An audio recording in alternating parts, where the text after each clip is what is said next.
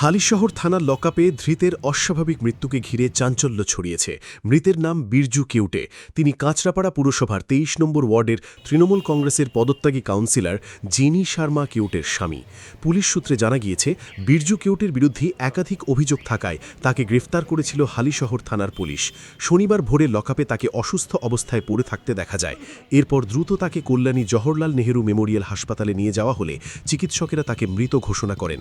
পুলিশের প্রাথমিক অনুমান, হৃদরোগে আক্রান্ত হয়েই তার মৃত্যু হয়েছে। তবে মৃত্যুর প্রকৃত কারণ জানতে ময়নাতদন্তের রিপোর্টের অপেক্ষায় রয়েছে পুলিশ। এদিকে বিষয়টি নিয়ে ব্যারাকপুর তৃণমূল কংগ্রেসের সভাপতি অমিত গুপ্তা অভিযোগ করেন, খুব দুঃখজনক ঘটনা। আমরা একজন সহকর্মীকে হারালাম, কিন্তু প্রশ্ন হয়, এটা যদি আইনের শাসন হয় তাহলে কিভাবে একটা পলিটিক্যাল লোককে পুলিশ রিমান্ডে কীরকম টর্চার করেছে, তাকে প্রাণ ত্যাগ করতে হলো। সে 23 নম্বর ওয়ার্ড কাউন্সিলর এর স্বামী, দীর্ঘদিন তৃণমূল কংগ্রেস করেছে। এত রদ বদল হওয়ার পরও কিন্তু তৃণমূল কংগ্রেস ছাড়েনি। সেটাই কি তার অপরাধ ছিল? তার নামে কোনো এফআইআর নেই। যখন সোমনাথ গাঙ্গুলিকে অ্যারেস্ট করতে যায়, তার সাথেও ছিল, ওকেও অ্যারেস্ট করে। অবিলম্বে আমরা এর তদন্ত চাই, আর যারাই এর মধ্যে যুক্ত আছে তার শাস্তি দাবি রাখছে। অন্যদিকে এই ঘটনায় প্রতিক্রিয়া দিয়েছেন বীজপুরের বিধায়ক সুদীপ্ত দাসও। তিনি বলেন,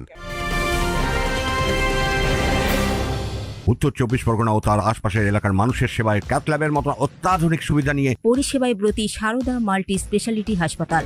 একই ছাদের তলায় মানুষ সাধারণ চিকিৎসা থেকে শুরু করে ২৪ ঘন্টা cath lab, MRI, CT scan, এনআইসিইউর মতো সুবিধা এবার থেকে পেয়ে যাবেন সারদা মাল্টি স্পেশালিটি হাসপাতালে। প্রয়োজনে যোগাযোগ করুন 033-2592-0730, 2593-0730, 2593-3562 ও 9331275635 নম্বরে। আমাদের ঠিকানা royal park, Kalyani expressway, Barrackpore, Kolkata ৭,১২১। সারদা মাল্টি স্পেশালিটি হাসপাতাল, পরিষেবাই হোক আমাদের মূল লক্ষ্য।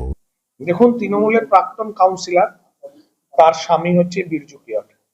শুধু এইটুকুই পরিচয় নয়, কমল অধিকারীর সঙ্গে থাকতো। এবং পুলিশ কেন অ্যারেস্ট করেছে, কি কেসে অ্যারেস্ট করেছে, তার থেকে কি পেয়েছে, এটা আমি এক্ষুনি বলতে পারবো না।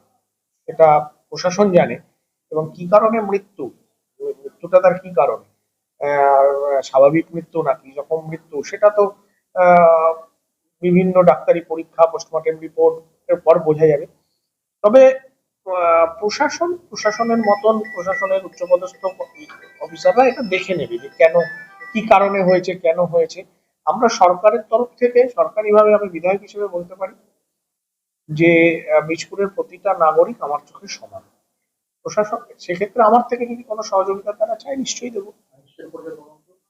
বলছি তো, তারা বাড়ির লোক যে ধরনের সহযোগিতা চাইবে, আমি এই বীজপুরের প্রতিটা মানুষের বিধায়ক। ফলে মানুষ যে ধরনের, তাদের পরিবারের লোক যে ধরনের সহযোগিতা চাইবে তারা পাবে। না, দলের তো আমি বলছি তো, আমি প্রতিটা মানুষের বিধায়ক। দেখুন, এমনিতে আমার ওই যে বিরজু কেউটে মারা গেছে, তার স্ত্রীর প্রতি পূর্ণ সহানুভূতি আছে। কারণ একদম সদ্য স্বামীহারা একজন, দুটো বাচ্চা আছে, তার জীবনটা অত্যন্ত কঠিন। ফলে এই কঠিন মুহূর্তে তার দুঃখ বেদনাটা আমি অনুভব করতে পারি, যে তার বাচ্চা দুটো বাবা হারা হলো, স্ত্রী তার স্বামী হারা হলো। ফলে তার প্রতি আমার পূর্ণ সহানুভূতি আছে। এবং আমি আর 5টা মানুষ বীজপুরে যেমন তাদের প্রতি সহানুভূতি আছে, আমার এনার প্রতিও সহানুভূতি আছে। একজন বিধায়ক হিসেবে ওনারা আমার কাছে যে ধরনের সাহায্য চাইবেন, সেই ধরনের সাহায্য পাবেন। লকআপে ধৃতের মৃত্যুর ঘটনায় কি উঠে আসে ময়নাতদন্তের রিপোর্টে এবং তদন্তে নতুন কি তথ্য সামনে আসে, এখন সেদিকেই নজর।